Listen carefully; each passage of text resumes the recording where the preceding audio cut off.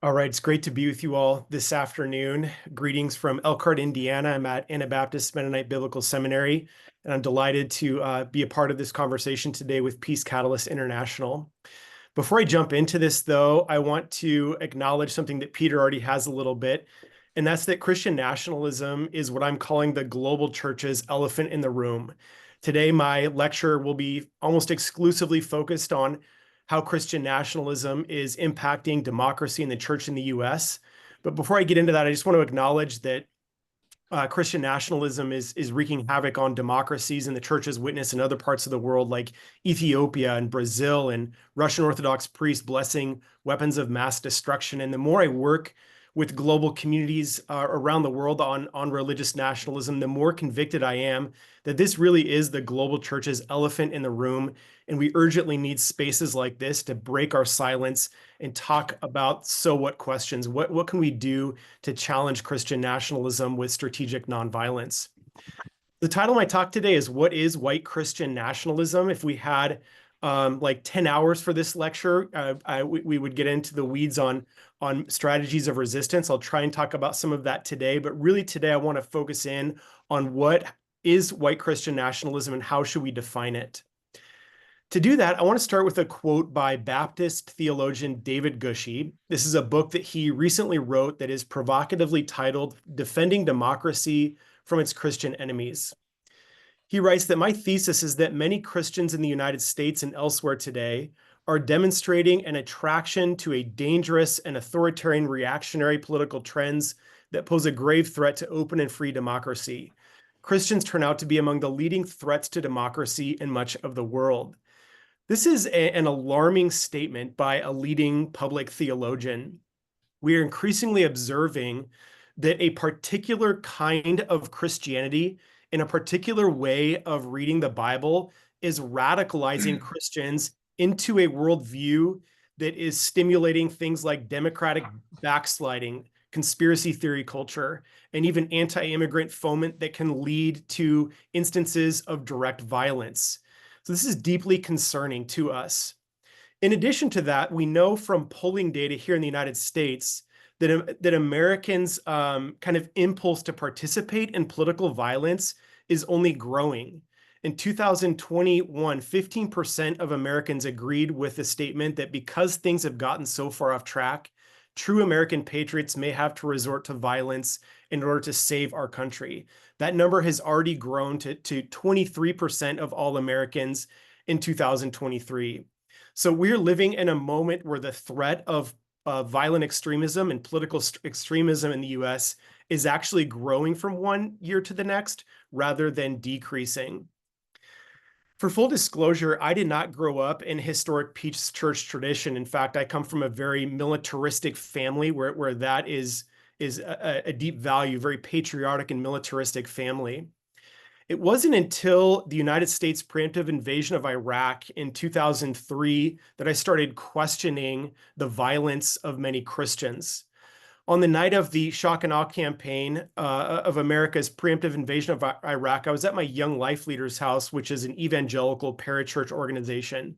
This leader had been discipling me since I was in 7th grade, and I went to his house against the war based on just war theory at the time. Was the night kind of unfolded and bombs were exploding over Baghdad, I started to notice that my young life leader and some of my closest Christian friends were cheering as innocent civilians on the other side of the world that we knew virtually nothing about were dying at the hands of the United States military. This was a dizzying moment for me. For the first time, I realized that not all Christians agree on what the life and teachings of Jesus mean for life in this world. And this set me on kind of a return to studying the Gospels for 2 years to try and figure out what Jesus's teachings on nonviolence and enemy love mean for life in this world. During that 2 years, I came to the deep conviction that there are two dominant views of God in the United States. The first is what I call moral therapeutic deism. Deism is the fancy word for this idea that God created the world and then basically kind of walked away and no longer interacts with the world we live in. This worldview sounds like this. There is a God who created the world, looks down on us from heaven with a smile, wants to bless us, wants to be good to ourselves and kind to others, is there for us when we are in a jam, and promises us a place in heaven if we are good. I'm guessing that sounds familiar to some of you. The second dominant worldview is what we are calling Christian nationalism, and it sounds like this. There is a God who created the world, looks down on America with a big smile, has blessed us more than any other nation, thinks our values are his values. So this is a very masculine God, wants to expand our influence around the world, wants us to be good to our friends, but helps us defeat our enemies, and expects us to love our country as a way of loving God. I'm guessing that probably sounds familiar to several of you. Well, over the last 4 years, since around 2020, a number of really important books have been written by historians, scholars of religion, and especially sociologists who are trying to define white Christian nationalism in the United States kind of in light of Trumpism and the election of Donald Trump in 2016. These books are enormously important for understanding this moment, but one of the things that very few of them do is offer specific action steps and a handhold for so what questions. How do we challenge Christian nationalism and political idolatry? So to be clear, without this work that helps us to define Christian nationalism, we would be lost. But the work I'm trying to focus on is how do we build peace in this moment? How do we de-radicalize people who are getting swept up into the ideology of white Christian nationalism? To put this in perspective, about 4 years ago, the seminary where I work at asked me to do a webinar on how to challenge Christian nationalism. I eagerly agreed with the assumption that maybe 20 or 30 people would show up.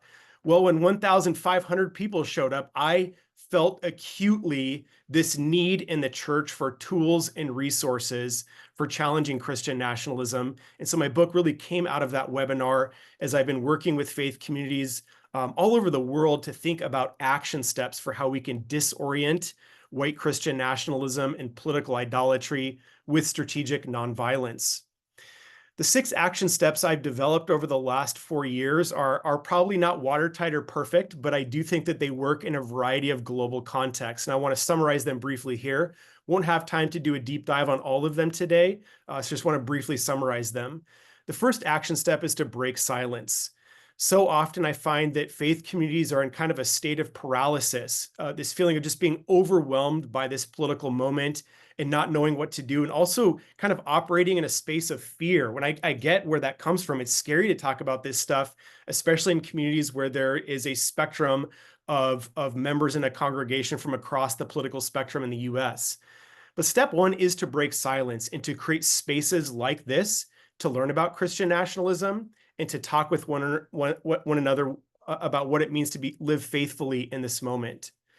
The second action step is to check our posture and to harness our anger at injustice and power worship, and harness that anger in a posture of lament. The lament tradition in the Hebrew Bible is a tradition that gives us permission to be angry at God, but also angry at our neighbors toward God. And so the word nice does not occur in the biblical narrative. It's okay to be angry at injustice. And I want to name that. It's okay to watch the news cycle and walk away from it angry at power worship, angry at injustice. And I want to invite our faith communities to actually embrace those feelings of anger and be curious about them and kind of harness that anger and that energy in a posture of complaint prayer, a posture of lament, where we are complaining to God about this injustice, and even at times complaining to God about the behavior of our neighbors. The third action step is to create spaces to define white Christian nationalism and educate others so that we can name the objects of our resistance. So today, I will be mostly focusing on step 3 during this webinar. Step 4 is to name white Christian nationalism as a form of political idolatry. So often in Christian circles, we think of idolatry as something that only happens in the sphere of religion, but the Bible has a whole lot to say about forms of idol worship that occur in the sphere of the political. So at what point does loyalty to empire, at what point does loyalty to a partisan allegiance co-opt our theological imagination and become what I'm calling a form of strange worship? The title of my book, Strange Worship, comes from ancient Jews who understood idolatry in Hebrew as a form of avodah zarah, which literally means strange worship. Power worship, white Christian nationalism, political idolatry are forms of strange worship. The fifth action step is to preach the whole life of Jesus as a counter narrative against narratives of violent extremism. Scholars who are trying to think through how to de-radicalize terrorists often talk about things like inoculative messaging or counter narratives as a strategy to minimize radicalization or to interrupt it and disorient it. I think that one of the most important things that Christians can do in this political moment is to teach the whole life of Jesus. And the reason I think that is that the gospel of white Christian nationalism, what I call MAGA Jesus, is a reductionistic gospel. It is a gospel that reduces the story of Jesus to what Dallas Willard calls the gospel of sin management.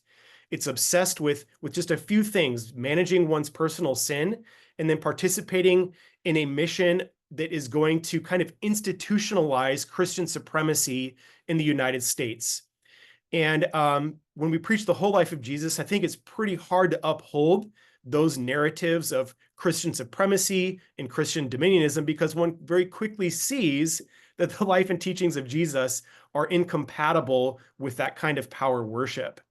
So I think that it's really important that we return to the life and teachings of Jesus, teach the whole story of Jesus, and not this narrow kind of atomistic gospel that I think misses the larger plot of salvation history. The sixth action step is to see congregations not as a part of the problem, but as a part of the solution. Sure, yes, of course, some congregations are an incubator of white Christian nationalism, but some congregations can also be a part of the solution, become a space for mobilizing what we call people power to build and work for the common good, but also to become spaces for recovery and sobriety for those who've been radicalized and been swept up into these narratives of xenophobia and so on and so forth. So that's a very, very all too brief summary of the 6 steps. Today, I'm really going to be focusing in on step 3. How do we define white Christian nationalism? Defining Christian nationalism is important because it is impossible to resist something unless we can name with precision the objects of our resistance. Or as womanist scholar Kimberly Crenshaw puts it, where there's no name for a problem, you can't see a problem. And when you can't see a problem, you pretty much can't solve it. So the problem that I am naming today is white Christian nationalism. And we're going to spend a few minutes today defining this so that we can name with precision why this is an idol of power, why this is a form of power worship, and why it is a threat both to democracy, but also to the church's public witness. To define Christian nationalism, though, we need to tell a story that goes beyond Trumpism. Christian nationalism became more visible during the Trump administration, but it's really been around since our nation's founding story, from the doctrine of discovery, from the enslavement of Africans for free labor, to build capital on the backs of free labor. So the story of Christian nationalism is a much bigger, deep story than what we see beginning in 2016. I like how Sarah Posner thinks about this in her book Unholy. She writes, the Christian right movement was born out of grievance against civil rights gains for Blacks in the 1960s and a backlash against the government's efforts to ensure that those gains could endure.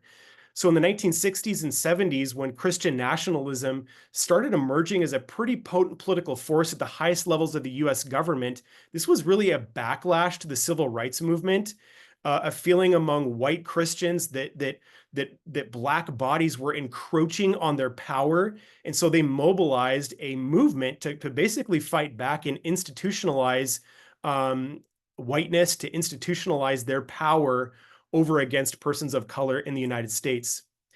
Interestingly, though, it wasn't until 2021 that we really started embracing this language of Christian nationalism. Even in my own area of theology and biblical studies, up to this point, we often talked about patriotism or civil religion. We very rarely used the language of Christian nationalism. At least that was my experience. Well, after the January 6th Capitol insurrection, according to Google data, searches for the word Christian nationalism or phrase Christian nationalism absolutely skyrocketed. And the reason for that is that the watching world was observing all of these people laying violent siege to the center of American democracy who were praying to Jesus, worshiping Jesus, carrying placards of MAGA Jesus on posters and waving Bibles over their heads as they were violently laying siege to the center of American democracy. Christian imagery was pervasive during the January 6th Capitol insurrection. Well, since then, the term Christian nationalism has become kind of a boogeyman for those on the religious right. But what's interesting is that when it spikes again is when people like Marjorie Taylor Greene or the right-wing politician Josh Hawley embraced it and owned that term for their own self-identity. On those days, the term spikes again. So it's not just a made-up word from the left. This is a word that people on the right are owning and are also impacting our usage of it. For example, very early on, after the January 6th Capitol insurrection, Marjorie Taylor Greene started selling T-shirts that say "Proud Christian Nationalist," and in doing so, they started weaponizing the term to discern who is a real Christian and who, of course, belongs in the United States. Even more recently, a provocateur young theologian from the Southern Baptist Theological Seminary wrote a book called The Case for Christian Nationalism. Now, for those of you who were pretty aware of Christian publishing in the early 2000s, you may remember Lee Strobel's book, The Case for Christ. It sold millions of copies. It was an apologetic book from kind of an evangelical perspective. Well, fast forward 20 years, and now we have The Case for Christian Nationalism, a very, very different kind of approach to understanding the life and teachings of Jesus than Lee Strobel took. Thankfully, we're not without significant resources for defining what Christian nationalism is. From my perspective, the most important book that has been written on Christian nationalism over the last 5 years is by two sociologists named Andrew Whitehead and Samuel Perry. The title of their book is Taking America Back for God. What's significant about this book is that it is the first data-driven, scientific, sociological analysis of Christian nationalism in the United States. In other words, this isn't just the latest musings of what a pastor or a theologian thinks Christian nationalism is. Instead, this is based on real-time data from the Baylor Religion Survey and also in-person interviews and in-person attendance at Christian nationalist megachurches.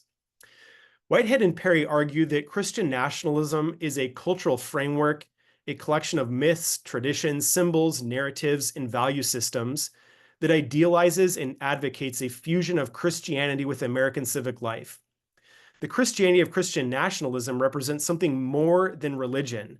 As we will show, it includes assumptions of nativism, white supremacy, patriarchy, and heteronormativity, along with divine sanction for authoritarian control and militarism. Now, here's the key part. It is as ethnic and political as it is religious. So Christian nationalism is an ethnic movement, it is a political movement, and it is a religious identity. And those identity markers become enmeshed in one's controlling narrative and their own self-understanding as they're thinking about their purpose in the world. One of the most significant contributions of this book is that Whitehead and Perry come up with kind of a taxonomy or a spectrum of postures among Americans toward Christian nationalism. They find that 21.5% of Americans are rejectors, 26.6% of Americans are resistors, 32% of Americans are accommodators of Christian nationalism, and only 19.8% of Americans are what they call ambassadors of Christian nationalism. Now, even though ambassadors comprise the smallest group, they have an outsized amount of power because of gerrymandering and also the ways that congressional representation works from one state to the next. So even though ambassadors are the smallest group here, they have an outsized amount of power in our electoral system. They also show that some key predictors of ambassadors are identification with political conservatism, belief in the Bible as the literal word of God. Now, I love the Bible. I'm a Bible scholar, but I'm increasingly convicted that particular ways of reading the Bible are radicalizing people, and that how we read the Bible is a human security issue. And I want to continue to push that as a peace builder. How we read the Bible profoundly matters for this moment, and particular ways of reading the Bible are radicalizing Americans to legitimate both fantasies about divine violence against their enemies, but also radicalizing them to even participate in a kind of apocalyptic direct violence against their perceived enemies. A key predictor of ambassadors is religious practice. This is a deeply troubling reminder that participation in church services can become, depending on where you go, can become a vector for radicalization and the embracing of Christian nationalist values. Another predictor is a belief that the founding fathers were Christians, belief that America is on the brink of moral decay, belief that God requires the faithful to wage war for good. Notably, only 16% of ambassadors reside in cities. This is a reminder that one way we could build peace is by creating more relational tissue between urban and rural in the United States because of how much suspicion these communities have of one another. Finally, they tend to believe in the rapture, even though the rapture is not a word that occurs in the New Testament. So some major takeaways from Whitehead and Perry's book. First, they offer us definitional clarity about defining Christian nationalism. They also show that it is not strictly about religious revival or saving souls, but rather about political power, particular kinds of boundaries, and a particular kind of patriarchal and even misogynistic social order. Third, and quite provocatively, they also show that one does not necessarily have to go to church or hold to Orthodox Christian beliefs to be a Christian nationalist. Now, this is interesting for me personally because I have atheists in my own family, nuclear family, who've been radicalized on social media over the last 20 years. And they, to my great shock, are aligning themselves with some Christian nationalist public-facing figures and charlatans. So again, even atheist people I know are kind of being swept up into some of the underlying narratives of Christian nationalism and finding deep resonance with the values and worldview of this movement.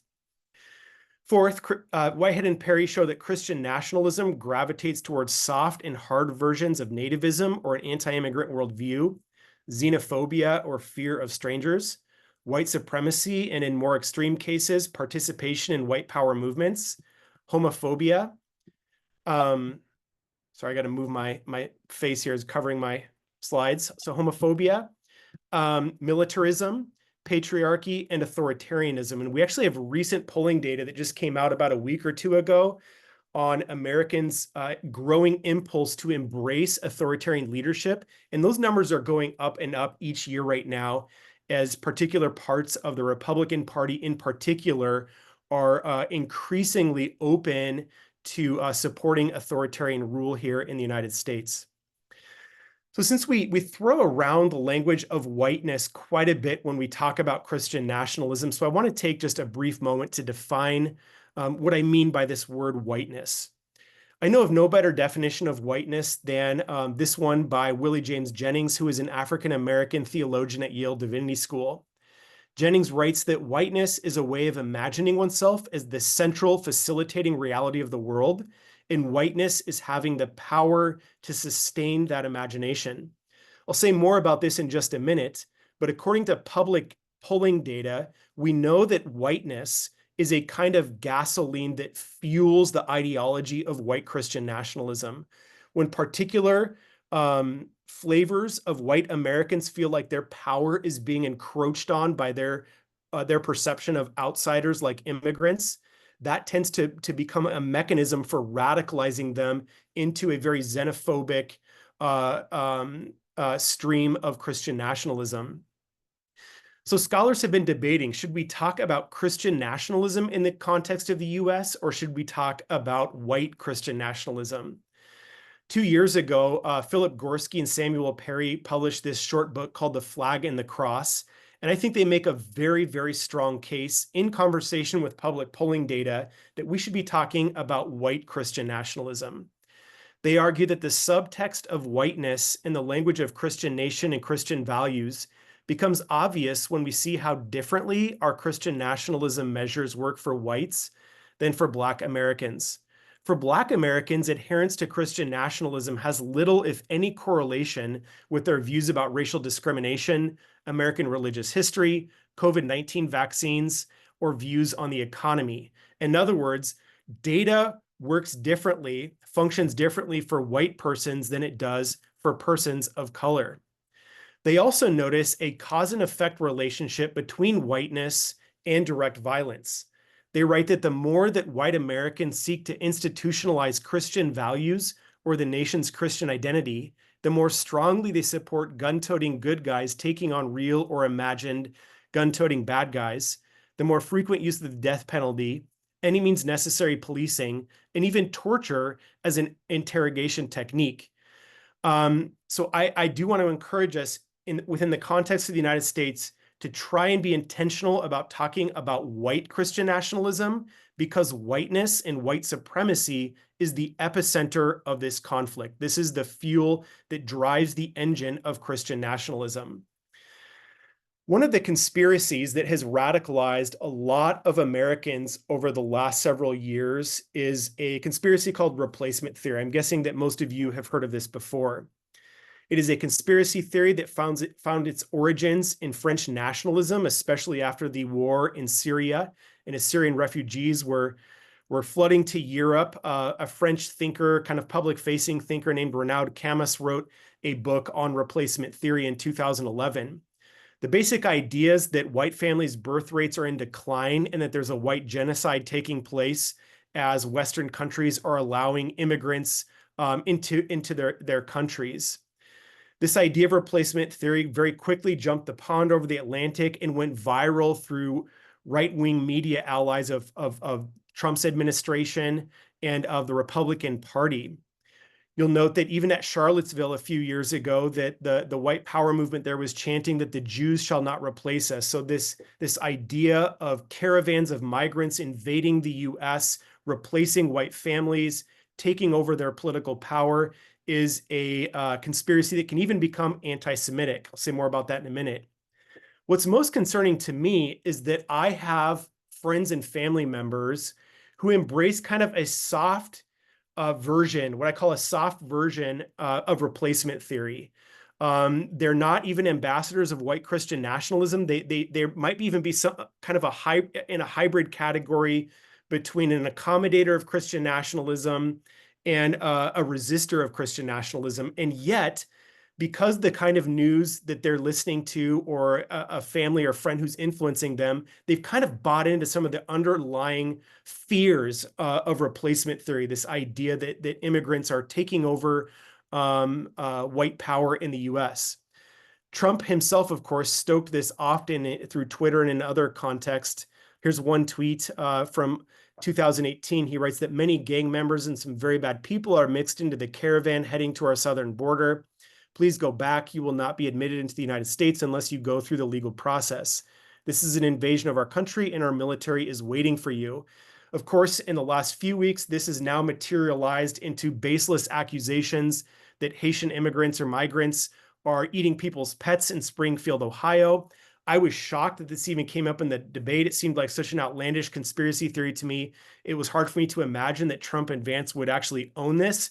Clearly they have, as it has become a talking point in the Republican Party every single day for the last couple of weeks. But this, of course, is a way of stoking this fear of replacement theory, this idea that pet-eating, even cannibalistic immigrants are invading the US and taking over white families' power. Real briefly, I want to look at some polling data from the Public Religion Research Institute, just so you can get kind of an eye for how adherence to Christian nationalism skews data on questions of immigration. So right now, 85% of white Christian nationalism adherents agree with the statement that the American way of life needs to be protected from foreign influence. This goes down to 77% among non-white Christian nationalism adherents and 50% among all Americans. Right now, 72% of white Christian nationalism adherents disagree that the growing number of newcomers from other countries strengthens American society. And 81% of white Christian nationalism adherents agree that immigrants are invading our country and replacing our cultural and ethnic backgrounds. Now, that polling question right there gets right to the heart of how pervasive replacement theory is in Christian nationalist circles. and how this is very quickly becoming a question of human security. Those of us who are peace builders from various faith traditions or even non-faith traditions, a major part of challenging Christian nationalism right now is to minimize direct violence toward immigrants, as millions of Americans are being radicalized by this idea that they are being replaced. Could talk about many examples of when this turned to direct violence in the U.S. Just want to draw your attention to one, the synagogue shooting in Pittsburgh a few years ago. Before that shooting took place, Jack Kingston, a former Republican congressman, said that it is a very organized effort talking about migrant caravans, both real and imagined. And somebody is behind this, somebody is paying for some of this, and it would be typical of George Soros to get involved in that. As many of you, I'm sure, know, George Soros is Jewish and often becomes kind of the scapegoat for conspiracy theories that Jews are involved with funding the so-called liberal agenda and whatnot. For his part, President Trump retweeted a video that claimed to show cash being handed out to people in Honduras who were purportedly storming the U.S. border, with a suggestion that the cash might have come from Soros. When asked outside the White House whether Soros was funding the migrant caravan, Trump replied, "I wouldn't be surprised. A lot of people say yes." Then on October 27th, 2018, 11 days after the first conspiracy theory surfaced about the migrant caravan, and 5 days after a pipe bomb was delivered to Soros's house, a white supremacist armed with an assault rifle and 3 handguns walked into the Tree of Life synagogue in Pittsburgh and murdered 11 people. 1 year later after this, in 2019, a young man who claims to be a Christian on Twitter drove 10 hours to El Paso, Texas, and murdered 14 people in a Walmart. And right before he murdered those people, he wrote a big manifesto that he published online. And he said, quote unquote, he's doing this because of the Hispanic invasion of Texas. So this language of invasion, language of infestation, is an animalizing trope where where Trump and his media allies oftentimes animalize immigrants or use animal metaphors to dehumanize them. And this becomes kind of a mental loophole, according to psychologists, where animalization can become a precursor to making killing easier of vulnerable persons. At the core of this conspiracy theory that we call replacement theory is a deep conviction among many Christian nationalists that the United States was founded as a Christian nation. We call this the founding myth.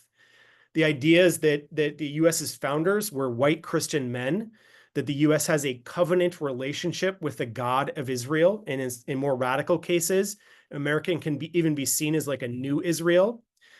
Belief that there's a special purpose for the U.S. and God's mission, and that these blessings are under threat. Now, one of the most radical versions of this founding myth is what we call Christian dominionism. So there are kind of 3 terms for all of this that we're using right now. One is Christian nationalism. The second is Christian dominionism. And the third is what many of us are now calling Christian supremacy, which is the desire to institutionalize and privilege Christianity over America's political system, over its public schools, and so on and so forth. Christian dominionism really emerged in like the 1970s by people like Bill Bright and Lauren Cunningham, through Youth with a Mission organizations like that, Athletes in Action. And the basic idea is that Christians aren't supposed to sit around and wait for Jesus to return at the end of history and bring about the kingdom of God. Rather, they've been given a divine mandate to rule the nations and take charge for Christ now.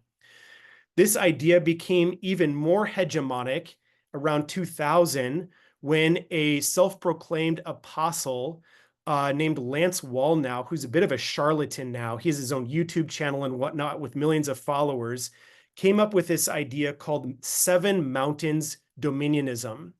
The basic idea is that there are 7 mountains of culture that Christians have a divine mandate to take dominion of. So family, religion, education, media, entertainment, business, and government. And the basic idea is that there are demonic forces at the top of these mountains, and Christians have been commissioned with a divine mandate to rule on behalf of Christ over these mountains.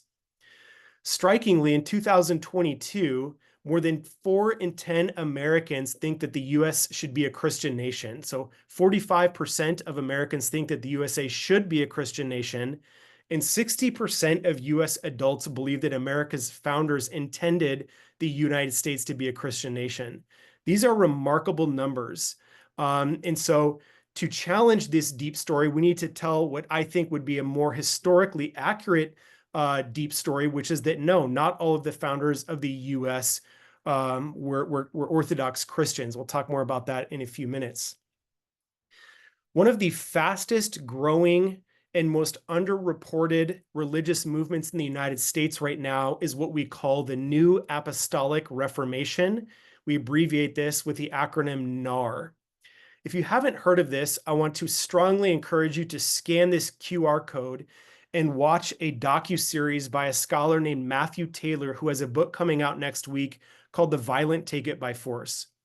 For the last 3 years, Dr. Taylor has been doing a deep dive on the relationship between the New Apostolic Reformation and the January 6th Capitol insurrection.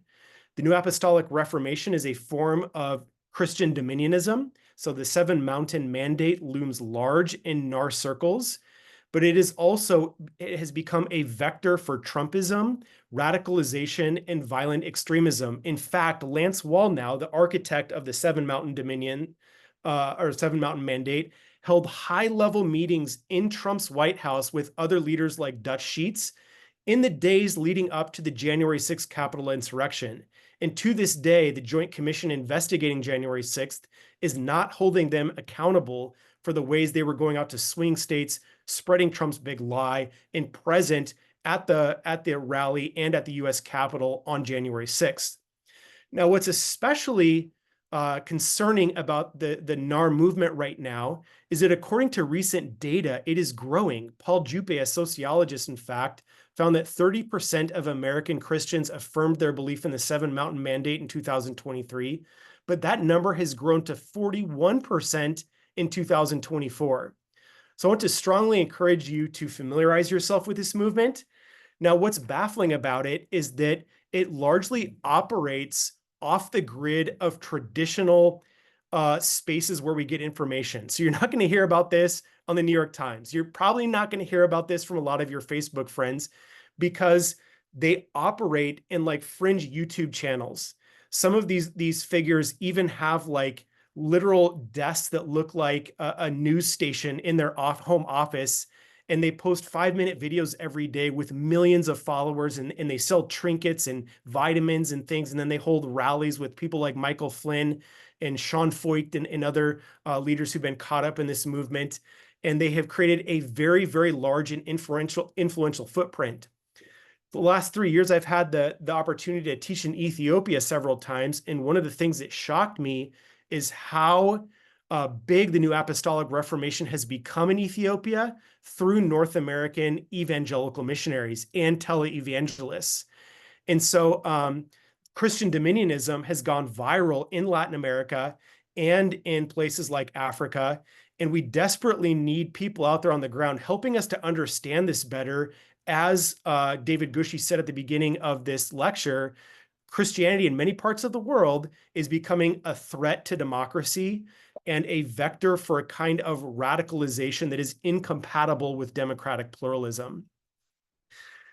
To give you an example of how this has penetrated the highest levels of the US government, some of you may have seen this appeal to heaven flag being flown on the back of trucks in cities in the US or in front of people's homes.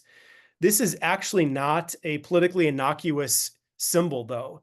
This is a symbol that has been co-opted by right-wing influencers and charlatans. George Washington originally commissioned this flag during the Revolutionary War. It was then used by the philosopher John Locke. But more recently, a New Apostolic Reformation leader named Dutch Sheets wrote a whole book on this idea of an appeal to heaven and this divine mandate that Christians have to take over the nation. So we saw this flag all over at the January 6th Capitol insurrection. And right now, outside of Speaker Mike Johnson's door in the United States Capitol building is, guess what? An appeal to heaven flag. You can see it in this picture right here on this slide. And so again, these ideas from the Seven Mountain Mandate, these ideas of Christian dominionism have quite literally reached the highest levels of the US government. So how do we challenge this deep story, this myth that we were founded as a Christian nation, which you would think it'd be obvious that we weren't founded as a Christian nation because things like slavery and the doctrine of discovery and genocide against Native Americans, at least from my perspective, are not compatible with the life and teachings of Jesus. One way we can challenge this deep story is by pointing Christian nationalists to evangelical historians like Mark Knoll, Nathan Hatch, and George Marsden. These are three of the preeminent evangelical historians of this last generation. They co-authored this book called The Search for Christian America.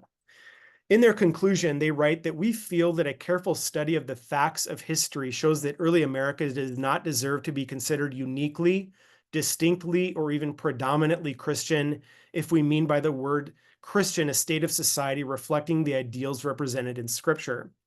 We feel that a careful examination of Christian teaching on government, the state, and the nature of culture shows that the idea of a Christian nation is a very ambiguous concept, which is usually harmful to effective Christian action in society. America is not a Christian country, nor will it ever be one.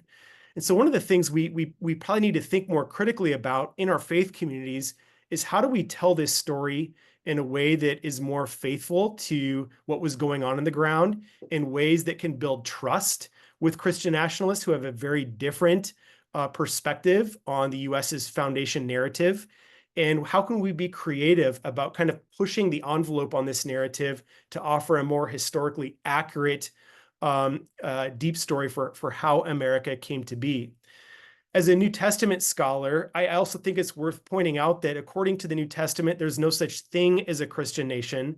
The only Christian nation in the world is what they call the ecclesia, or the church. And in its ideal form, the ecclesia is not militarized, it does not have borders, and it is made up of people from many languages and cultures.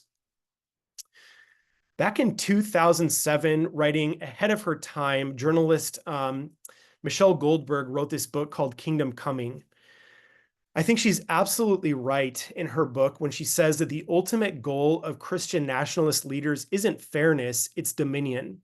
The movement is built on a theology that asserts the Christian right to rule. That doesn't mean that non-believers will be forced to convert, they'll just have to learn their place. So Christian nationalism, again, is pretty interrelated and overlapping with Christian dominionism, this idea that Christians have been given a divine mandate to take charge of the seven mountains of culture by institutionalizing Christian supremacy. One example of this comes from my hometown in Spokane, Washington. A state representative named Matt Shea was elected in 2009 and served until 2021. And ended up more or less being let go by the Republican Party after his third act of political violence.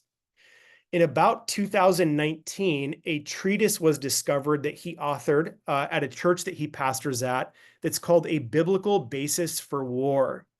At the end of this treatise, he gives conditions for the enemy. He says you must stop all abortions, no same-sex marriage, no idolatry or cultism, no communism, and you must obey biblical law. This idea comes from early versions of Christian dominionism from a thinker named R.J. Rushdoony. The idea is that we're going to take all of these obscure laws in the Old Testament and use this as a blueprint to institutionalize Christianity at the highest levels of the U.S. government. Then he writes, if they yield, they must pay their share of work or taxes. If they do not yield, he writes, kill all males. That is some really disturbing stuff, to put it mildly.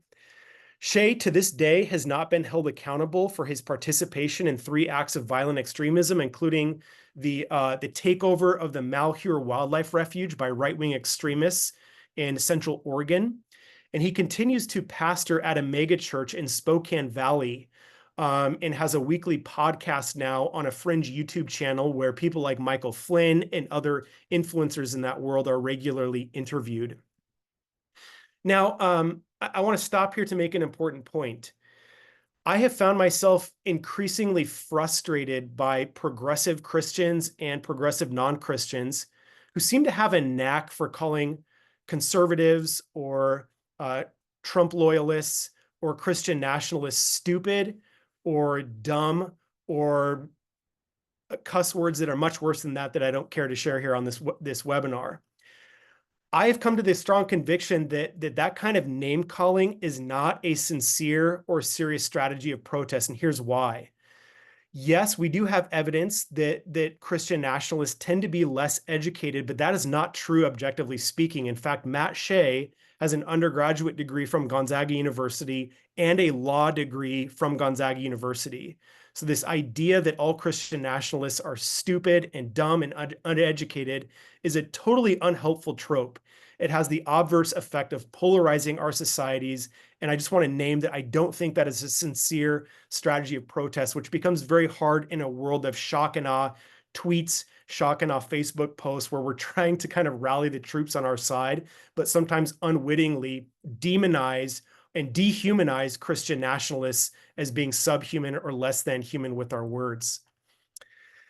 As I mentioned toward the beginning of this webinar, we're in a moment where threats of political violence are growing in the United States. This is especially true among adherents of white Christian nationalism. In fact, 40% of adherents agree that true American patriots may have to resort to violence in order to save our country. That's a lot of Americans. That is a lot of Americans who are increasingly open to participating in acts of direct violence in order to impose through coercion their vision of a white Christian America. We also know from polling data that adherents of Christian nationalism have a little bit stronger of an impulse to push, grab, or shove someone, to hit, kick, bite, or slap someone, or to threaten to use or actually use a gun, knife, or weapon on someone. We're living in a moment in the United States where there are more guns than people. And this, of course, becomes very concerning when we look at public polling data among Christian nationalists who deeply value the Second Amendment and deeply value arming their houses as an expression of even discipleship, as an expression of what it means to be a faithful Christian nationalist in this moment. We see this violence spill over, or these violent impulses spill over during the January 6th Capitol insurrection. This is a very disturbing quote from the congressional testimony by Daniel Hodges, who was a Capitol police officer who was crushed inside of a revolving door by insurrectionists.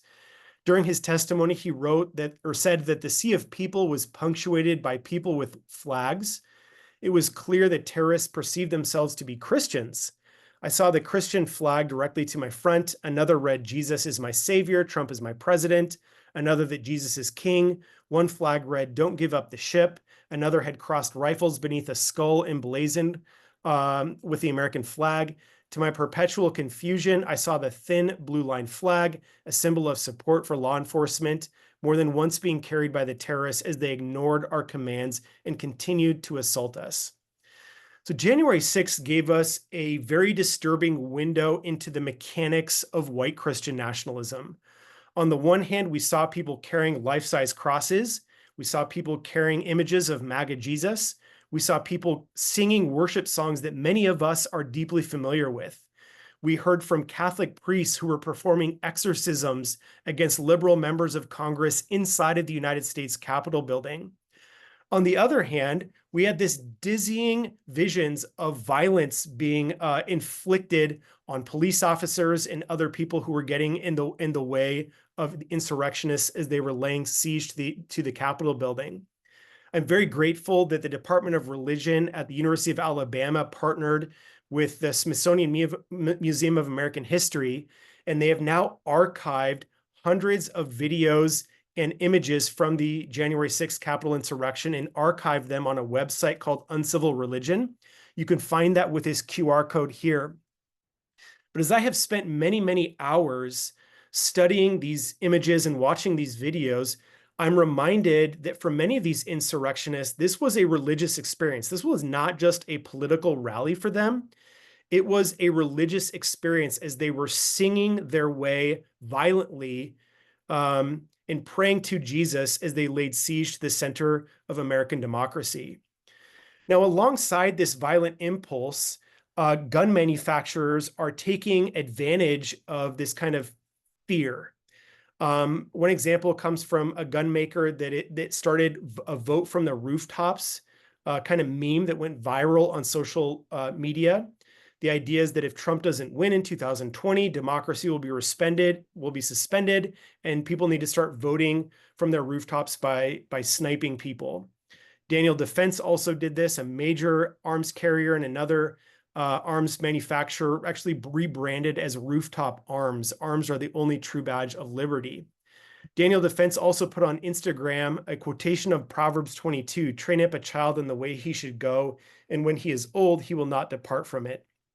My point here is that the multi-billion-dollar gun industry in the US is using the fear of white Christian nationalism to kind of co-opt their imagination and use that for economic ends to actually make money off of fear. This fear has actually now contributed to a kind of balkanization of the United States. Balkanization is somewhat of a new term for me over the last few years. The idea is that people align ideologically and they choose to live with one another so that they don't have to be around people who don't think like them. Over the last 5+ years, a blogger in North Idaho named James Wesley Rawls started what we call the American Redoubt movement. The American Redoubt movement is an invitation to conservative Christians and conservative Jews and anyone else who is ideologically aligned to move from California, to move from the East Coast, and to rebuild America and ultimately secede in Eastern Washington, Eastern Oregon, Idaho, Montana, and Wyoming. On his blog, Rawls writes that I'm often asked why I make such a big deal about choosing conservative Christians, Messianic Jews, or Orthodox Jews for neighbors. The plain truth is that in a societal collapse, there will be a veritable vacuum of law enforcement. In such times, with a few exceptions, it will only be the God-fearing that will continue to be law-abiding. So choose your neighborhood wisely. Elsewhere, he says, in effect, we are pistol-packing Amish, which is, I don't know whether to laugh or cry at that quote. It's so ridiculous. But this really is a thing happening right now. 15 years ago, a professor at Boise State ran numbers in Idaho, and over the past 15 years ago, 1 in 5 Idahoans did not live there. So population density, population numbers are going up exponentially as people from outside of Idaho, especially right-wing Christians, are moving there as a form of balkanization.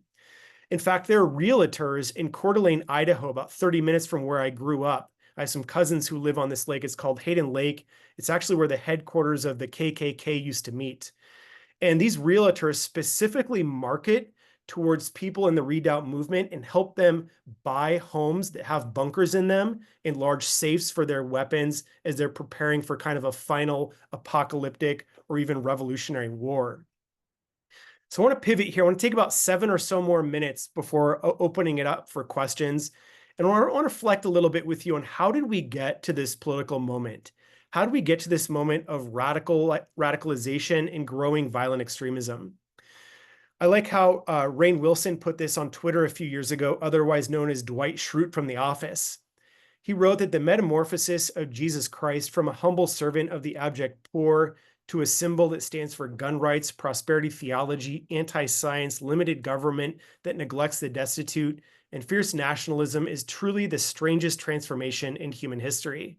As a historian of early Christianity, I say amen. Absolutely. How did we get to this moment where the crucified, neighbor-loving, boundary-crossing Jesus has been transformed into this gun-toting white Christian nationalist? This is a truly strange transformation. To understand this moment, I think we need to have some hard conversations about how our communities are using social media and how they were being radicalized on social media. We know that fake news, disinformation tends to travel 6 times faster than true information on the internet. And so one of the things we need to talk about is how we get in the way of that. How do we help people in our community discern true information from false information? Again, this is a question of peace building. This is a human security issue right now, because what happens is that Americans in particular are getting their information about reality from polarized news agencies, including fringe YouTube videos. And so we're living inside of information silos or segregated information ecosystems, excuse me, that are operating largely apart from one another, and there's limited contact between these networks.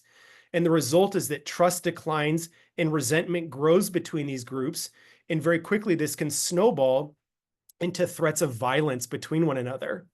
So what can faith communities and congregations do to manage this kind of extreme polarization? First, we can disrupt what psychologists call meta-perceptions, or what others think about us, these perception gaps. Second, we can create safe spaces for exposure to partisan outgroups' perspectives, particularly as represented by members of the outgroup. Third, we can help to inoculate people in our faith community by strengthening their ability to detect misinformation. And I think, frankly, that all pastors right now and leaders of faith communities should actually hold workshops on Sunday morning as a human security issue to address disinformation. Fourth, we can reduce exposure to misinformation, noting that exposure increases belief in the false information. And we can create on-ramps for recovery in diverse human collectives. Real quickly here, I want to acknowledge that another point of frustration I've had is among some progressive pundits who seem to insinuate or even say explicitly that it's impossible to have dialogue with a Trump supporter. Therefore, what's the point? Don't even bother. Now, I understand what they're saying. Believe me, I know from firsthand experience that these conversations can be explosive, not go well, and be very difficult. But if we're going to give up on the art of dialogue as a peace-building tool, then I kind of don't know what we're all even doing here. If we're going to give up on dialogue as a strategy of minimizing harm for one another, then what are we even doing here? So I want to push back at that impression that many people have and say that, hey, no, actually the goal of dialogue isn't full-scale conversion. It's just getting to know one another and appreciate one another in a spirit of empathy and curiosity so that we're not killing one another. And if we can get to a place where we're not killing and demonizing one another, hey, that's a big deal. That is a really significant win-win for both sides. In addition to talking about social media, we need to talk about structural problems, namely related to neoliberalism, which is the governing economic philosophy that all of us are living under, whether you are aware of it or not. A few years ago, a psychotherapist and theologian at Vanderbilt Divinity School named Bruce Rogers Vaughan wrote a book called Caring for Souls in a Neoliberal Age. This is one of the most impactful books I've read in the last decade.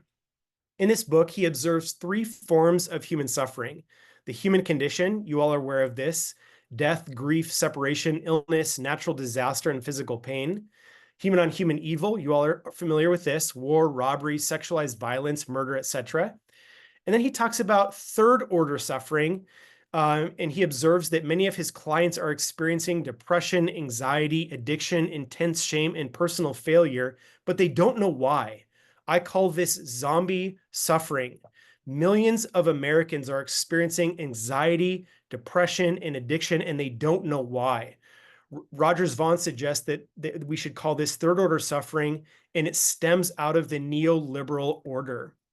He writes that the people I now see tend to manifest a far more diffuse or fragmented sense of self, are frequently more overwhelmed, experience powerful forms of anxiety and depression too vague to be named, display less self-awareness, have often loosened or dropped affiliations with conventional human collectives, and are increasingly haunted by shame rooted in a nebulous sense of failure. So part of where this comes from is neoliberalism's value it places on the entrepreneurial self, on our gig economy, and the ways that capitalism has overtaken human relationships and transformed all of our relationships into a competition with one another for power, prestige, and influence. And this is wreaking havoc on human souls. Even more recently, last year to be exact, the United States Surgeon General published an 85-page report called Our Epidemic of Loneliness and Isolation. This team of scientists and doctors found that the risk of premature death posed by social disconnection is similar to smoking up to 15 cigarettes a day and even greater than obesity and physical inactivity. They show that time spent with friends declined 20 hours a month between 2003 and 2020, and time spent alone increased by 24 hours a month in that same period. They conclude by arguing that Americans are sick, angry, and alone, that we're living in a culture of fear. And this, of course, creates an environment that is ripe for radicalization, especially those who are going to social media to build community and find connection. There is an organization called Moonshot that is trying to experiment with tools for counter-radicalization on social media. Moonshot's vision is to reach people at risk from online harms and offer them an alternative path. Our work is rooted in evidence, ethics, and the fundamental belief that people can change. Moonshot came up with an algorithm that they call the redirect method. And a few years ago, Google contracted them. And every time during the pandemic, when someone would search for a white supremacist organization or a local white power movement that they could join, the algorithm would automatically redirect them to a testimony from a neo-Nazi who's come out of a life of hate, or it would go to a suicide prevention hotline or a video on mental health. What they found is that those searching for violent far-right audiences were 48% more likely to click on mental health ads, and users looking to join or engage with violent far-right organizations were 115% more likely to click on mental health ads. That is a stunning number. If we have time, we'll look at some QAnon data, but the majority of QAnon adherents who committed violent crime at the January 6th Capitol insurrection recently had trauma, the death of a significant family member, or some other kind of suffering happen in their life that was impacting their mental health. My point is that when we mobilize our communities, when we come together and build friendship with one another across lines of difference, we are doing the work of de-radicalization. We are doing the work of peace building. So one of the things I'm trying to encourage pastors with is just to rethink why we meet on Sunday. We don't just get together to participate in the sacraments and hear a sermon and sing songs. We get together to build friendships, to build relationships that fight loneliness that leads to radicalization. So I want to invite us to be thinking critically about the purpose of our community building. This image here is of an insurrectionist named Josiah Colt. And when he was allowed to speak before a judge, when he was on trial for bringing in a number of weapons into the U.S. Capitol building, including wire to arrest people like Mike Pence, he said, quote unquote, "I got caught up in the moment." This line stood out to me because I've become increasingly convinced that once someone becomes radicalized, once they get caught up in the moment, once someone becomes an idolater of power, it is very difficult to de-radicalize them. Let's think about it this way, from Simona Tripp's definition of radicalization. She and her co-authors write that radicalization is a process of developing extremist beliefs, emotions, and behaviors. The extremist beliefs are profound convictions that oppose the fundamental values of society, the laws of democracy, and universal human rights by advocating the supremacy of a particular group, in this case, white Christians. Racial, religious, political, economic, social, etc. So if we're going to map this out, we kind of have 4 stages that we're thinking about. A pre-radicalization phase, a phase 2 here where there's a lifestyle adaptation as people are being exposed to radical ideas. And then what I call a phase 3 rather than phase 2 is engagement with extremists or extremist content. And then phase 4 is preparation for participation in violent acts of direct violence. Now, once people get to phase 2 and especially phase 3, it's pretty hard to turn them backwards. This is what the billions of dollars in the war on terror predominantly focused on. My concern as a pastor theologian is much less with phase 3 and 4 and much more with coming up with processes and things that we can do to disrupt radicalization before it happens. Does that make sense?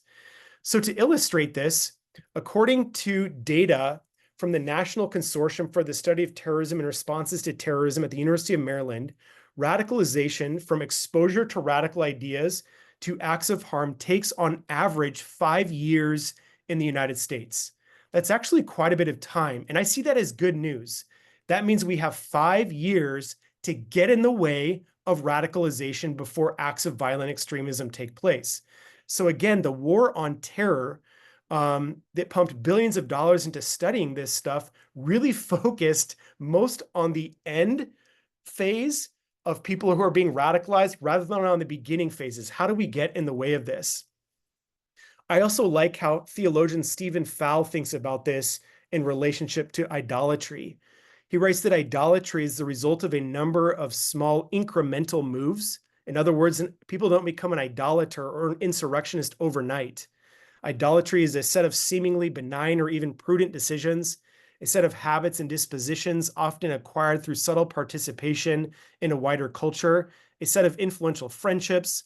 All of these work in complex combinations gradually to direct our attention slowly and almost imperceptibly away from the one true God towards that which is not God. Quite frankly, the Old Testament prophets didn't have a whole lot of luck changing the minds of idolaters of power. So should we expect ourselves to be more successful than Old Testament prophets? I don't know. It's a live question, something we need to think about. My point is that I hope we can think creatively about focusing our energies more on processes and pathways that lead to political idolatry and radicalization rather than actual idolaters of power who are going to have a much more difficult time challenging. I also want just real quickly to observe that according to Strait's other data, 64% of QAnon adherents who committed violent crimes radicalized in less than 1 year. So conspiracy theory culture, specifically QAnon, is like pouring gasoline on processes of radicalization. It's also interesting to note that 41% of the 44 QAnon offenders who committed violent crimes before and after January 6th radicalized after experiencing trauma, PTSD from military service, sexualized or physical violence, or the premature death of loved ones. And 60% of the 44 QAnon offenders have documented mental health concerns. Again, community, mental health concerns all matter as we think about de-radicalization. Want to close, just give me about 2 more minutes with 2 final thoughts. Sorry about that, going back up here. We have a lot of good recent polling data on adherence to QAnon. And again, even in 2 years from 2021 to 2003, adherence to QAnon conspiracy theories is only growing among Americans. And again, that is a space where radicalization is taking place and participation in acts of violent extremism. I want to conclude with a suggestion. I wish we had more time to talk. You're welcome to email me if you want to Zoom and talk more about this. But some people think about the 2010s as the mass protest decade. I appreciate this essay by Vincent Bevins, from Tunisia to Cairo to Istanbul to Minneapolis. This was the mass protest decade. But one of the things we've learned from organizers of the mass protest decade, including in Hong Kong, is that they didn't always meet the objectives of their disobedience or of their act of nonviolent civil resistance. In fact, in many cases, these movements ended up producing the exact opposite of what they were hoping for.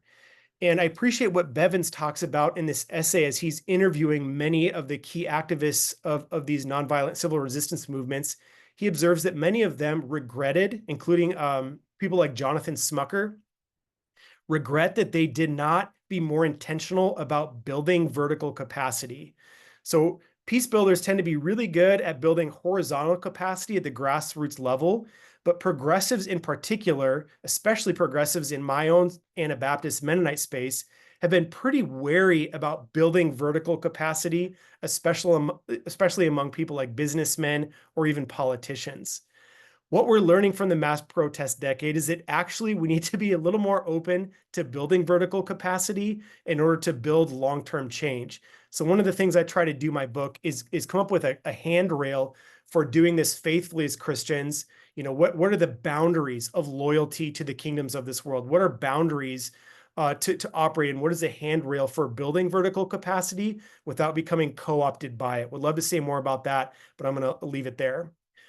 All right, I want to conclude with this quote from Bradley Onishi. He wrote this book called Preparing for War, The Extremist History of White Christian Nationalism and What Comes Next.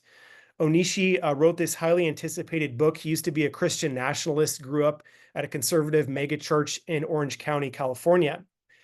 When I got this book, when it showed up on my doorstep, I immediately tore it open because I wanted to read his conclusion because I was so curious to see what he would say. Thankfully, he doesn't offer any prophecies about the future or anything like that, but he does say this: one side has been readying for conflict for 60 years. Really, since the civil rights movement, white Christian nationalists have been building political infrastructure, including infrastructure within Christian churches, and arming themselves, preparing for conflict for 60 years. Now, that's kind of a dark note to end on, but I also think it's a true note. This is truth telling here. There is a large contingent of Christians in the United States who've been radicalized and who are trying to take America back for God and to institutionalize white Christian supremacy in the United States, and are even teleporting many of these ideas across the oceans to Latin America and Africa and Asia. If you are wanting to learn more about how you can mobilize people power, about how you can participate in the work of peace building against religious nationalism, I'm giving a free lecture that will be live streamed on Tuesday, October 8th, or you can check out my book, Strange Worship: 6 Steps for Challenging Christian Nationalism.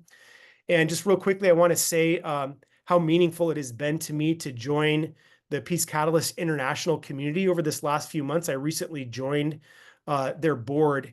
And as I have been on Zoom calls with peace builders around the world, I have just had this deep sense of, wow, these are my people. And it felt just this deep feeling of inspiration from the work that is happening around the world through PCI. And I also feel more convicted than ever that both domestically here in the United States and that abroad in other parts of the world, that religious nationalism remains a deep source of conflict as it is incubating violent extremists around the world, and want to invite us as friends of PCI and even members of PCI to be thinking about this together, because truly alone we don't have very much power, but together we have power. And I think PCI is a place where we're trying to mobilize that. Feel free to reach out to me anytime. I'm also happy to take some questions. Right now, I'm going to stop sharing my screen.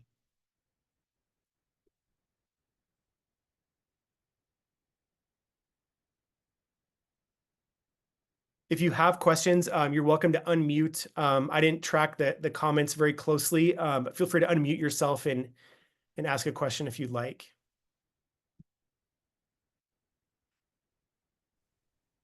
Drew, this was fantastic. Yeah. I really, really appreciate everything. I'm probably going to be going back to watch it again myself, especially some particular moments that I wanted to track with a little more closely, or pull some quotes or some of the ideas. But one of the things that I'd love to hear a little bit more about, and I posted it in the chat as well, some of the data you gave about those 4 different categories. Yeah. That was from all Americans, I believe. And the 4 categories again were, I forget the first one, but then there's accommodator, there's resistor, there's ambassador. What was the 4th? A rejector. Rejector. Okay, yeah, rejector. Yeah, accommodator, ambassador, resistor. Yeah. Rejector, resistor. Okay. Yep. So that was for all Americans. Is there any sense of data from that book, or that you have in your own work, about a more specific breakdown within Christian communities? Because that basically, if it's including all Americans, that means that even that's including atheists, non-Christians, like you'd said about the data. And so probably the percentage of Christians who are both accommodators and ambassadors is significantly higher. So I'm kind of wondering, trying to get a handle on the scope of the problem, because numerous pastors and friends have been, as we've been articulating things along these lines, combating Christian nationalism and trying to articulate alternatives. I've been getting questions of sort of some fear, some hesitation on the part of pastors, and they realize the scope of the problem is large. They're also trying to place themselves and their congregation in it, and wondering what is the scope of the problem. Do you have more that you could say about that? Yeah, and since Whitehead and Perry wrote their book, like the Public Religion Research Institute, we abbreviate it PRI, They have the most recent data. And if you just Google PRRI, Christian nationalism, they have an amazing summary of all of that that is super readable. And I think you'd find all the answers to your questions there. I don't have all of their data memorized, obviously. But yeah, there are some sociologists that push back at Whitehead and Perry's paradigm and said, wait, it's not just 4 groups, it's probably more like 6 or 8. You could start splitting hairs here very quickly. So those who are adherents are, no question, not a majority in our country. I want to be very clear about that. This is not the majority of Americans. But because one out of 2 dominant political parties in our country have been so co-opted by the ideology of white Christian nationalism, they have just an absolute outsized amount of power, like I said, due to gerrymandering and congressional representation as well. I mean, the state of Wyoming has 2 senators, so does the state of California, and the populations are radically different in terms of size. So I would look at that PRR webpage because they break it down on party affiliation based on race and gender and all of that. And so you can actually do a deep dive on who is a Christian nationalist based on the Christian nationalism measures and people's association with Christianity. But again, where this gets confusing is that non-Christians are associating with a lot of these values. So that, of course, does skew the data. I'm not a data geek, unfortunately, but I've learned so much from these organizations, and I commend that PRI page to all of you because it's super readable.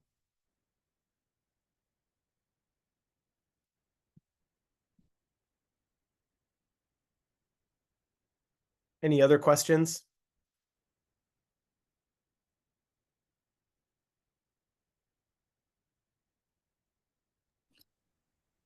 I have another if others don't want to jump in. I'd be curious. One of the things that you talked about was the linkages in terms of how people read the Bible Yep. and talking about the life of Jesus as a way to combat this.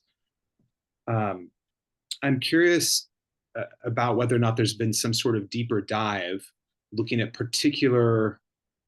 um, particular theologies Mhm. that basically, if you embrace some sort of more fundamental theological points, it either encourages or has the opportunity to de-radicalize people in relationship to Christian nationalism. Especially as a biblical scholar, do you have any insights into more particular theological Yeah. vectors? Yeah. Thank you so much for raising this, Brian. I just finished my first sabbatical, and my main sabbatical project was on this very thing: how the Bible is used and read among Christian dominionists. Then I have 10 action steps for using the Bible to challenge Christian dominionism. And one of the reasons I'm so passionate about this, Brian, is that the Bible, whether we like it or not, is a shared foundation narrative for Christian nationalists and Christians challenging Christian nationalism. And so I see it as a bridge document for building trust and having hard conversations, okay, disorienting conversations. And one of the things that I'm frustrated by is that a lot of journalists and pundits keep blaming Christian nationalist radicalization on Fox News, on Trump's campaign, whatever it is. I'm like, no, it's not just that. Actually, an even deeper meta narrative for these people is the Bible and how they're reading it, and through what I call kind of a hopscotch exegesis. They grab a passage here, they grab one here, and say, "Oh, see, Jesus even said, look at the times and the seasons. Well, hey, there was an earthquake down here today. Trump said this. For this prophecy must be happening right now." That kind of thing can become very dangerous. So yes, I'm thinking a ton about this. And among Christian dominionists, I think the most dangerous part of their biblical theology, for lack of a better term, is the ways they're thinking about the end of times. So you'll remember that Tim LaHaye and Jerry Jenkins, the Left Behind series, went viral. And that's what everyone talked about for the last 20 years when it comes to bad evangelical theology about the end of times. Well, guess what? Christian dominionists like Lance Wallnau and Peter Wagner and others, Dutch Sheets, others who were at the January 6th insurrection, they are not what we call premillennial dispensationalists like Tim LaHaye and Jerry Jenkins. These are fancy words for talking about the end of times. They're what we call postmillennial dispensationalists, meaning they don't think we should wait around for Jesus to usher in his rule. Rather, they should take charge of government right now on behalf of Christ. So I call this an eschatology of domination. And among New Testament professors in my field, people are not talking about this because they don't even know about it. Again, this new apostolic reformation, their theology is happening in such fringe places, even though it's influencing millions of people. it is not even known about among professors at big seminaries like Duke and Vanderbilt and Emory, so on and so forth. And I'm trying to invite my colleagues to say, whoa, less Tim LaHaye, Jerry Jenkins, way more post-mill eschatology of domination, as we're literally watching insurrectionists try to do this with their own bare hands. So that would be just one example. I think there are many others that we need to talk about, and I wish we had 2 more hours because I would love to hear everyone's thoughts on ways that they're seeing the Bible being used as a bludgeoning tool. And I call this biblical authoritarianism. Biblical authoritarianism is something we need to talk about in our congregations. Is this book bringing life to this world, or is it taking life away from this world? So that is something I talk quite a bit about in one of the chapters of my book.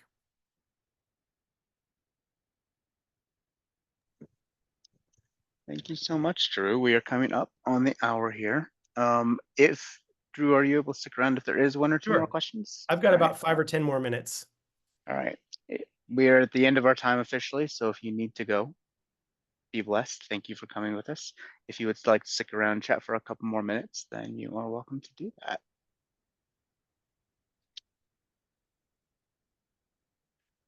Yeah.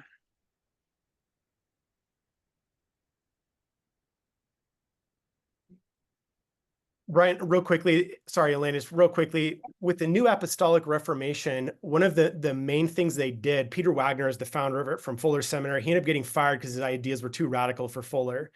But one of his major contributions was this belief that the church has forgotten to ordain apostles and prophets. And this idea has gone viral into Pentecostal movements, especially in Africa, where even in Ethiopia, Mennonites had to write a position paper saying, no, we aren't going to ordain apostles and prophets. But what happens is that there's no process for this. So we literally get these charlatan social media influencers who build up millions of followers who are a self-proclaimed apostle, and they're out there interpreting the Bible, interpreting global events, and predicting prophecies. This is a huge thing. In fact, a few weeks ago, the Washington Post ran a really disturbing article about 2 brothers who are both pastors. One of them has a right-wing YouTube channel and claims to have prophesied Trump's presidency. Well, he and his brother have had disagreements over this to the point this spilled over into public view, and they're now estranged from one another. And the Washington Post actually interviewed the estranged brother about how this whole movement has effectively destroyed his relationship with his family. But sorry, Elena. Oh, that's okay. I was curious.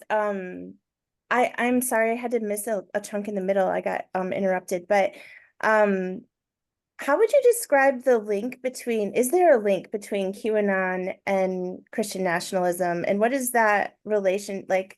Is there a relationship there other than some overlap and parallel in terms of people who adhere to both of these things?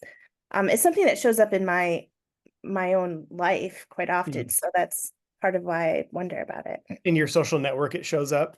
You're observing it. Yeah. Yeah. I am as well, among family members who've been. Exactly. Yeah.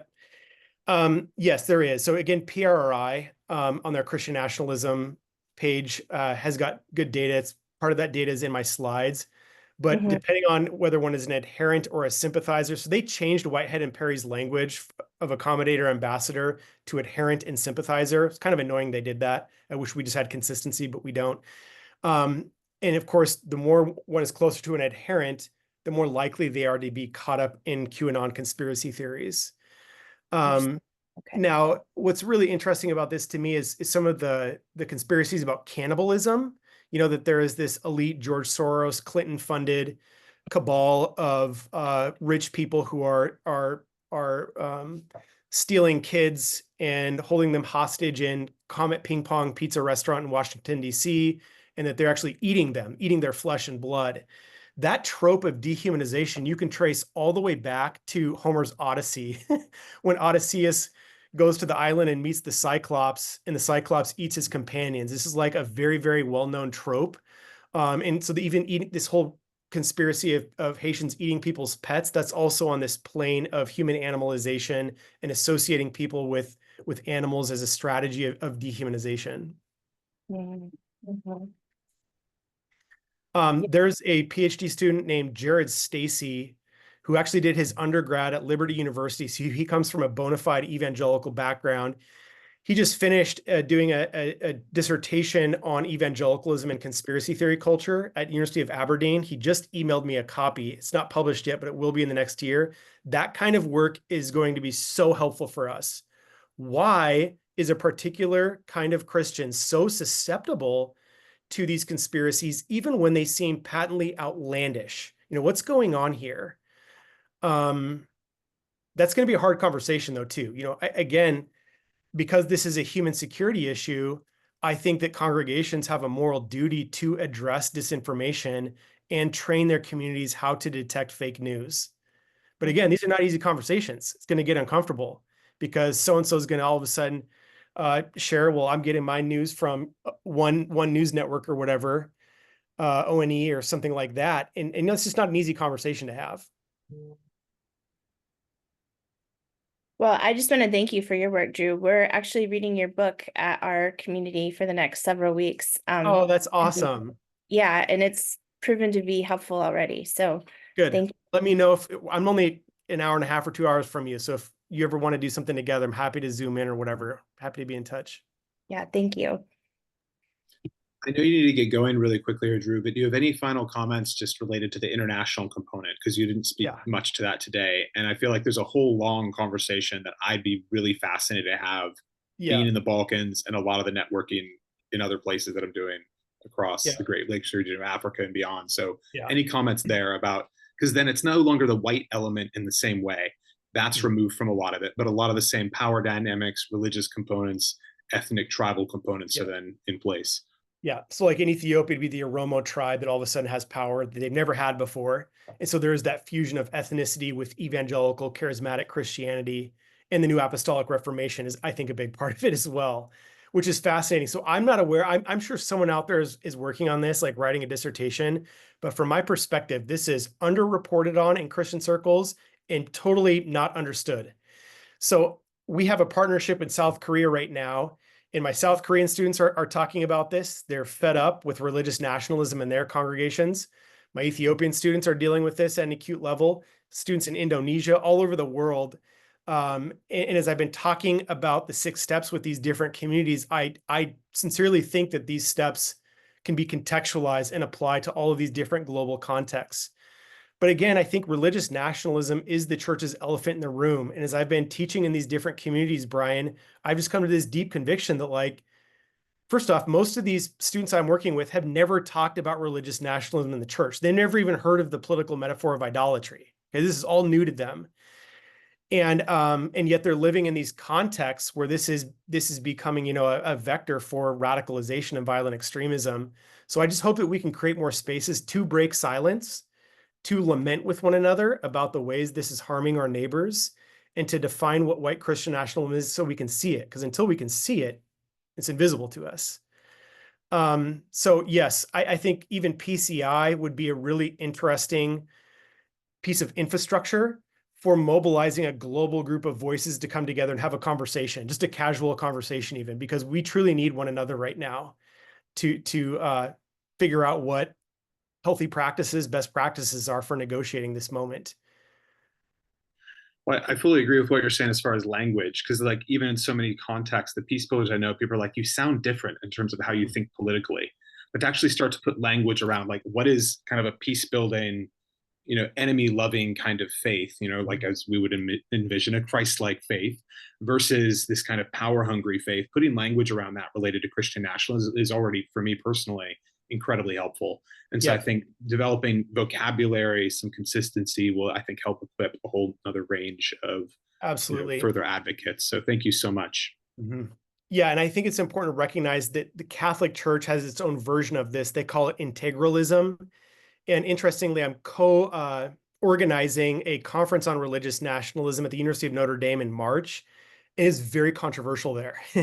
So my colleague at Notre Dame had to spend her entire summer sitting down with different people to even get this thing to happen. And no one from the law school wants anything to do with us because what we're doing is so offensive to them, because they're kind of on it. There are several professors there who are trying to institute Project 2025. And of course, Amy Coney Barrett comes from there as well. So again, not just thinking about this as a Protestant problem, but as an Orthodox and a Catholic problem as well.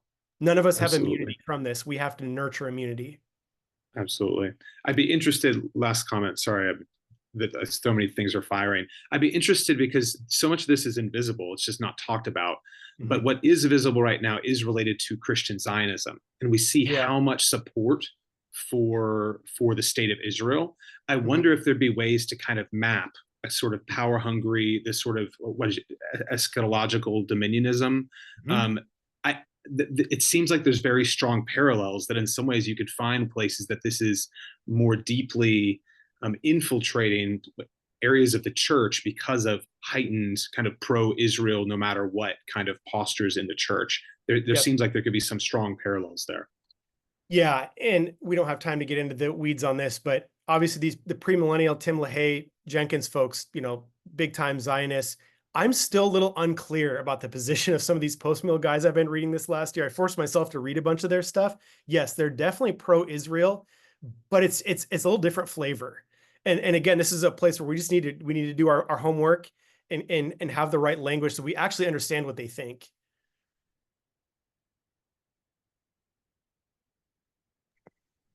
All right, with that seems like a good place to end. Thank you all very much. So glad you could be with us. Drew, thank you for sharing your wisdom, your expertise, your time with us.